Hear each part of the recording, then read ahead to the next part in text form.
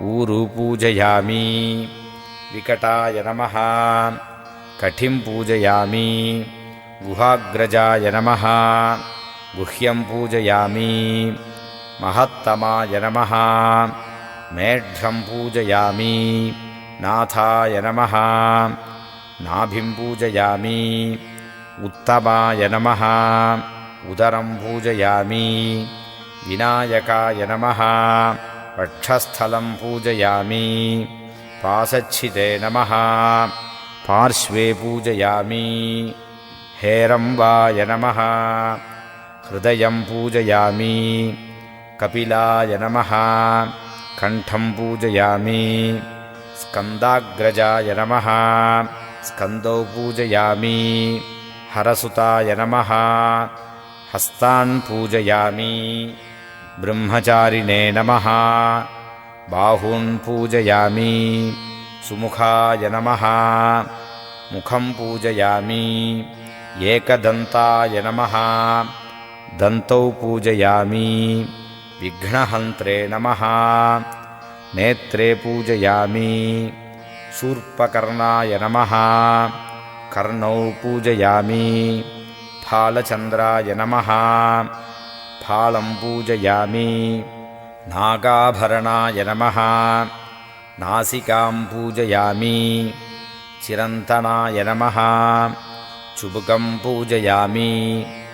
पार्वतीनन्दनाय नमः। पादौ पूजयामि। स्थूलेष्ठाय नमः। ओष्ठौ पूजयामि। कळन्मदाय नमः। कण्ठौ पूजयामि। कपिलाय नमः। कशान् पूजयामि। शिवप्रियाय नमः। शिरः पूजयामि। सर्वमङ्गलासुताय नमः। सर्वाणि अङ्गानि பூஜயாமி. இதுக்கு அடுத்தது ஏகவிம்சதி பத்திர பூஜை. 21 விதமான இலைகளை பூஜை பண்ணணும். என்னென்ன இலைகள் கிடைக்கிறதோ அதை உபயோகப்படுத்திக்கலாம். இல்லாததுக்கு மந்திரத்தை மட்டும் சொல்லணும். இந்தந்த இலையினுடைய பெயரை சொல்லி மந்திரத்தை சொல்கிறேன். மாசி பச்சை இலை முதல்ல அதை பூஜை பண்ணணும். ஓம் உமா புத்ராய நமஹ. மாச்சி பத்திரம் சமர்ப்பயாமி. கண்டங்கத்திரி இலை. ஓம் ஹேரம்பாய நமஹ. பிருகதி பத்திரம் சமர்ப்பயாமி. வில்வ இலை. ஓம் லம்போதராய நமஹ. பில்வபத்திரம் சமர்ப்பயாமி. அருகம்புல். ஓம் த்விரதானனாய நமஹ. தூர்வாம் சமர்ப்பயாமி. ஊமத்த இலை. ஓம் தூமகேதவே நமஹ. துர்தூரபத்திரம் சமர்ப்பயாமி. இளந்த இலை. ஓம் பிருஹதே நமஹ. பதரீபத்திரம் சமர்ப்பயாமி. நாயுருவி இலை. ஓம் அபவர்கதாய நமஹ. அபாமார்கபத்திரம் சமர்ப்பயாமி. துளசி இலை. ஓம் தெய்மாதுராய நமஹ. துளசீபத்திரம் சமர்ப்பயாமி. மாவிலை. ஓம் சிரந்தனாய நமஹ. சூதபத்திரம் சமர்ப்பயாமி. அரளி இலை. ஓம் கபிலாய நமஹ. கரவீரபத்திரம் சமர்ப்பயாமி. விஷ்ணுக்ராந்தி இலை. ஓம் விஷ்ணுஸ்துதாய நமஹ. விஷ்ணுக்ராந்தபத்திரம் சமர்ப்பயாமி. நெல்லி இலை. ஓம் அமலாய நமஹ. ஆமலகீபத்திரம் சமர்ப்பயாமி. மரிக்கொழுந்து இலை. ஓம் மகதே நமஹ. மருவகபத்திரம் சமர்ப்பயாமி. நெச்சி இலை. ஓம் சிந்தூராய நமஹ. சிந்தூரபத்திரம் சமர்ப்பயாமி. ஜாதி புஷ்ப இலை. ஓம் கஜானனாய நமஹ. ஜாதிபத்திரம் சமர்ப்பயாமி. வெள்ளருக்கு இலை. ஓம் கண்டகலன்மதாய நமஹ. கண்டலீபத்திரம் சமர்ப்பயாமி. வன்னி இலை. ஓம் சங்கரி பிரியாய நமஹ. ஷமீபத்ரம் சமர்ப்பயாமி. கரிசலாங்கண்ணி இலை. ஓம் பிருங்கராஜத்கடாய நமஹ. பிருங்கராஜபத்ரம் சமர்ப்பயாமி. வெண்மருதை இலை. ஓம் அர்ஜுனதந்தாய நமஹ. அர்ஜுனபத்ரம் சமர்ப்பயாமி. அடுத்தது 21 விதமான புஷ்பங்கள் வச்சு பூஜை. என்னென்ன புஷ்பங்கள் இருக்கோ அவைகளை அந்தந்த சமயத்தில் சேர்த்துக்கலாம். இல்லைன்னா மந்திரம் மட்டும் சொன்னால் போதும். முதல்ல புன்னை புஷ்பம். ஓம் பஞ்சாஸ்ய கணபதயே நமஹ. புன்னாக புஷ்பம் சமர்ப்பயாமி. எருக்கு புஷ்பம். ஓம் அர்க்கப்பிரபாய நமஹ. அர்க்க புஷ்பம் சமர்ப்பயாமி. மாதுளை புஷ்பம். ஓம் மகாகணபதயே நமஹ. தாடிமீ புஷ்பம் சமர்ப்பயாமி. மந்தாரை புஷ்பம். ஓம் மகாகணபதயே நமஹ. மந்தார புஷ்பம் சமர்ப்பயாமி. மகிழம்பூ. ஓம் விஸ்வக்சேன கணபதயே நமஹ. வகுள புஷ்பம் சமர்ப்பயாமி. வெட்டிவேர். ஓம் ஆமோத கணபதயே நமஹ. அமிர்ணால புஷ்பம் சமர்ப்பயாமி. பாதிரி புஷ்பம். ஓம் பிரமத கணபதயே நமஹ. பாட்டலி புஷ்பம் சமர்ப்பயாமி. தும்பப்பூ. ஓம் ருத்ர கணபதயே நமஹ. துரோண புஷ்பம் சமர்ப்பயாமி. ஊமத்தை புஷ்பம். ஓம் வித்யா கணபதயே நமஹ. தர்தூர புஷ்பம் சமர்ப்பயாமி. ஷண்பகப்பூ. ஓம் விக்ன கணபதயே நமஹ. சம்பக புஷ்பம் சமர்ப்பயாமி. மாம்பூ, மாமரத்திலிருந்து கிடைக்கக்கூடிய புஷ்பம். ஓம் துரித கணபதயே நமஹ. ரசால புஷ்பம் சமர்ப்பயாமி. தாழம்பூ. ஓம் காமிதார்த்தப்ரத கணபதயே நமஹ. கேதகி புஷ்பம் சமர்ப்பயாமி. முல்லை புஷ்பம். ஓம் சம்மோக கணபதயே நமஹ. மாதவி புஷ்பம் சமர்ப்பயாமி. கொன்றைப்பூ. ஓம் விஷ்ணு கணபதயே நமஹ. சம்யாக புஷ்பம் சமர்ப்பயாமி. எருக்கம்பூ. ஓம் ஈஷ கணபதயே நமஹ. அர்க்க புஷ்பம் சமர்ப்பயாமி. செங்கல்நீர் புஷ்பம். ஓம் கஜாஸ்ய கணபதயே நமஹ. கல்ஹார புஷ்பம் சமர்ப்பயாமி. செவ்வந்திப்பூ. ஓம் சர்வசித்தி கணபதயே நமஹ. சேவந்திகா புஷ்பம் சமர்ப்பயாமி. பில்வ புஷ்பம்.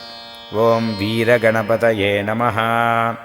பில்வ புஷ்பம் சமர்ப்பயாமி. அரளிப்பூ. ஓம் கந்தர்ப்ப கணபதயே நமஹ. கரவீர புஷ்பம் சமர்ப்பயாமி. முல்லைப்பூ. ஓம் உச்சிஷ்ட கணபதயே நமஹ. குந்த புஷ்பம் சமர்ப்பயாமி. பவழமல்லி.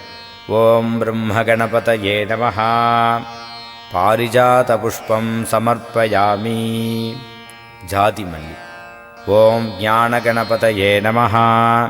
ஜாதி புஷ்பம் சமர்ப்பயாமி. அடுத்தது 21 அருகம்புல்லை வச்சு பூஜை பண்ணணும். 2 அல்லது 3 அருகம்புல் இருக்கணும் ஒரு அர்ச்சனைக்கு.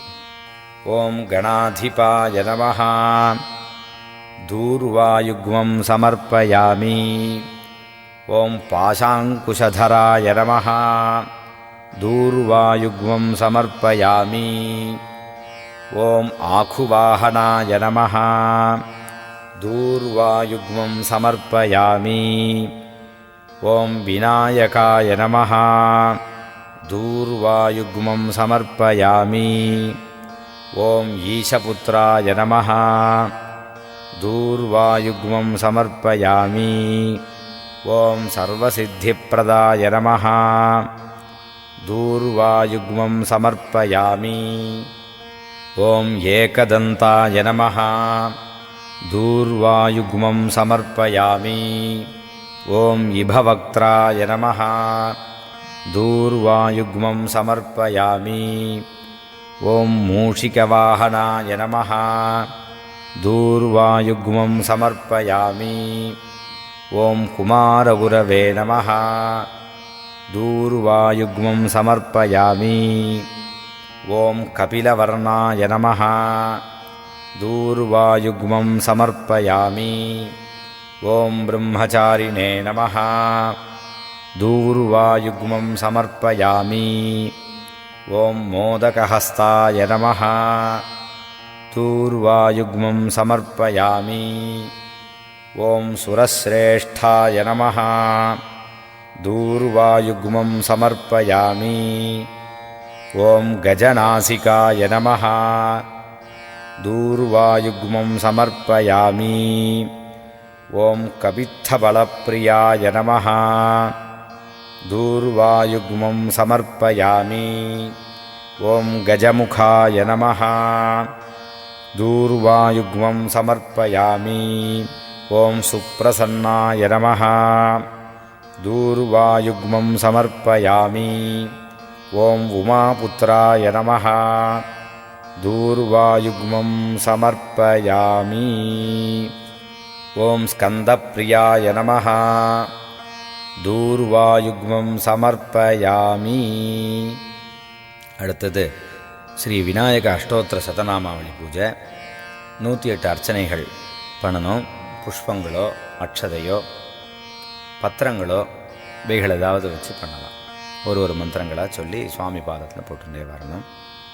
குடும்பத்தில் இருக்கக்கூடிய பெண்கள் குழந்தைகள் அவர்களும் அதில் சேர்ந்து அர்ச்சனை பண்ணுறதா இருந்தால் பண்ணலாம். புஷ்பம் இருந்து அவர்களுக்கும் முடிஞ்சதுன்னா பண்ணலாம். ஓம் விநாயகாய நமः. ஓம் விக்னராஜாய நமः. ஓம் கௌரீபுத்ராய நமः. ஓம் கணேஸ்வராய நமः. ஓம் ஸ்கந்தாக்ரஜாய நமः. ஓம் அவ்யயாய நமः. ஓம் பூதாய நமः.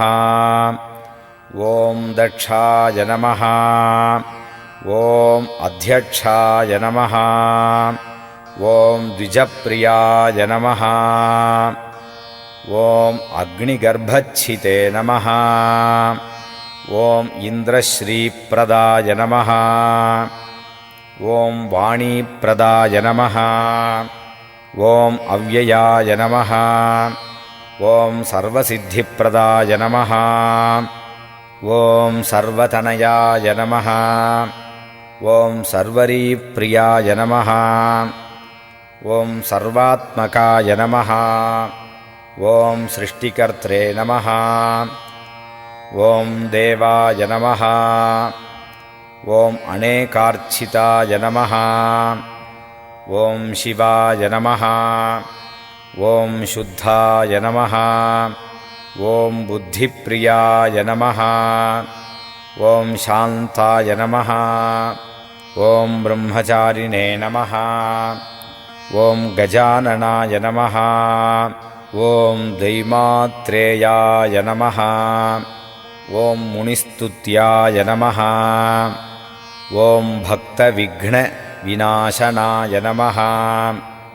ஓம் ஏகதந்தாய நமः.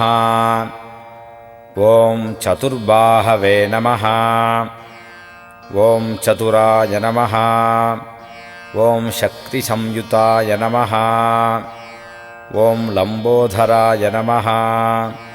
ஓம் சூர்பகர்ணாய நமः. ஓம் ஹரயே நமः.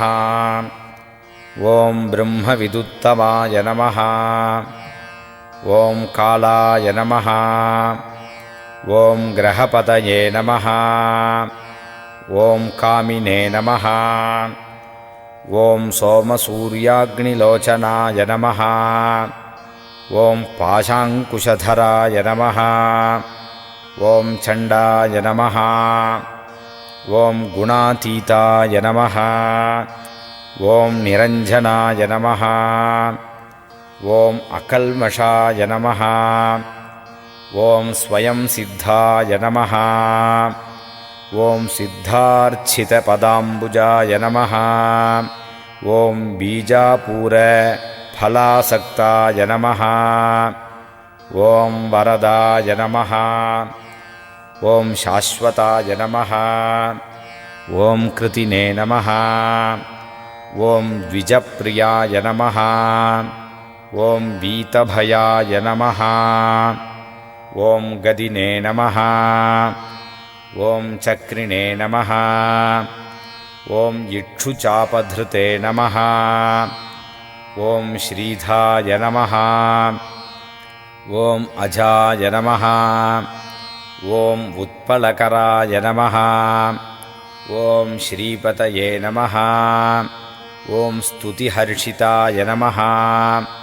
ஓம் குலாத்ரிபேத்ரே நமः. ஓம் ஜடிலாய நமः. ஓம் கலிகல்மஷநாசனாய நமः. ஓம் சந்திரசூடாமணயே நமः. ஓம் காந்தாய நமः. ஓம் பரஸ்மை நமः. ஓம் ஸ்தூலதுண்டாய நமः. ஓம் அக்ரண்யே நமः. ஓம் தீராய நமः.